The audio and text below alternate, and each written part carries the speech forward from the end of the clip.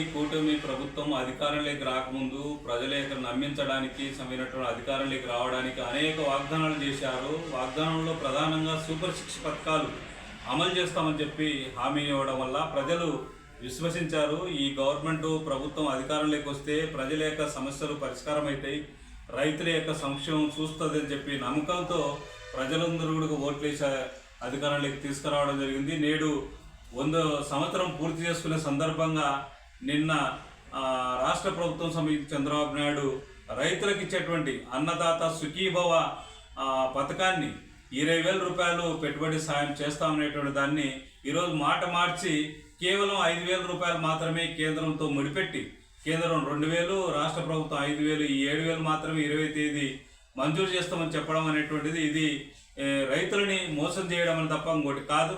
ఇప్పటికే రైతుల సమైనటువంటిది వ్యవసాయ సీజన్ స్టార్ట్ అయింది.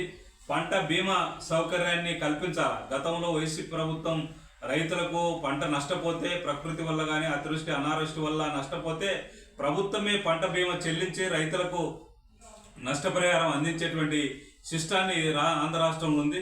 కాబట్టి ఈరోజు ఈ ప్రభుత్వం సమయంలో అధికారంలోకి వచ్చిన తర్వాత 1 సంవత్సరం పంట బీమా చెల్లించి ఈ సంవత్సరం ఎత్తివేయడం అనేటువంటిది రైతులని మోసం చేయడం తప్ప ఇంకోటి కాదు. అందుకనే ఆలోచన చేయమని చెప్పి మేము కూటమి ప్రభుత్వాన్ని కోరుతా ఉన్నాం. కాబట్టి రైతులకు ఇచ్చినటువంటి వాగ్దానం మేరకు 20,000 రూపాయలు ఒకటేసారి అకౌంట్లో వేయాలా.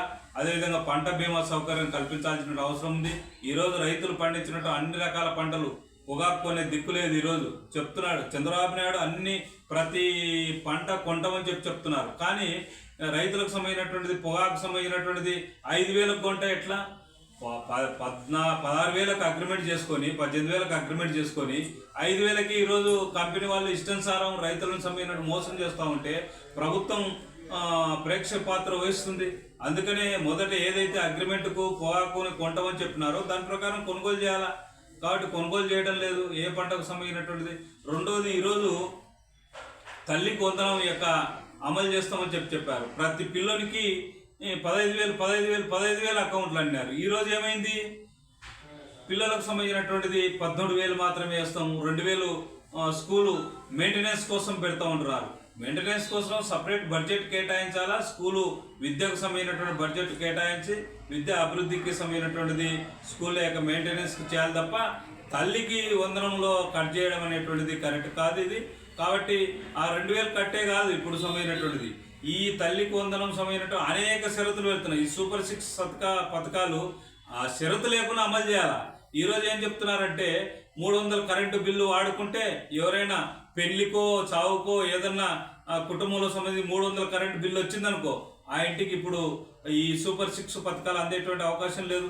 ఎవరైనా బతుకు తెరువు కోసం ఒక ఆటో నడుపుకుంటే 4 వీలర్ తెచ్చుకున్నారనుకో, ఇప్పుడు నీకు 4 వీలర్ ఉంది కాబట్టి నీకు సూపర్ 6 పథకాలు అమలు చేయమని చెప్పి రద్దు చేసే అవకాశం ఉంది.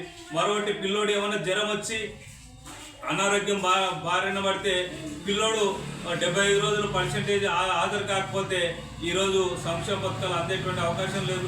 రకరకాల నిబంధనలు పెట్టి, షరతులు పెట్టి ప్రభుత్వం ఇచ్చేటువంటి సంక్షేమ పథకాలు కోత కోసేటువంటి ప్రయత్నం ఈరోజు రాష్ట్రం ఉన్నటువంటి కూటమి ప్రభుత్వం చేస్తుంది. అందుకని మేము సిపిఎం పార్టీగా డిమాండ్ చేస్తున్నాం, షరతులు లేకుండా సూపర్ 6 పథకాలు అమలు చేసి ప్రజలను ఆదుకోండి అని చెప్పి మేము కోరుతున్నాం. లేకపోతే ప్రజల్ని సమీకరించి ఆందోళన కార్యక్రమం చేపడతామని చెప్పి కూటమి ప్రభుత్వానికి తెలియజేస్తున్నాం. నా పేరు నాగేశ్వరరావు, సిపిఎం పార్టీ జిల్లా కార్యదర్శి వర్గ సభ్యులు. ఈ కార్యక్రమంలో సిపిఎం నాయకులు బేస్తరాజు, గోపాలకృష్ణ, మన నాయకులు రామకృష్ణ, రమణయ్య గారు పాల్గొనడం జరిగింది.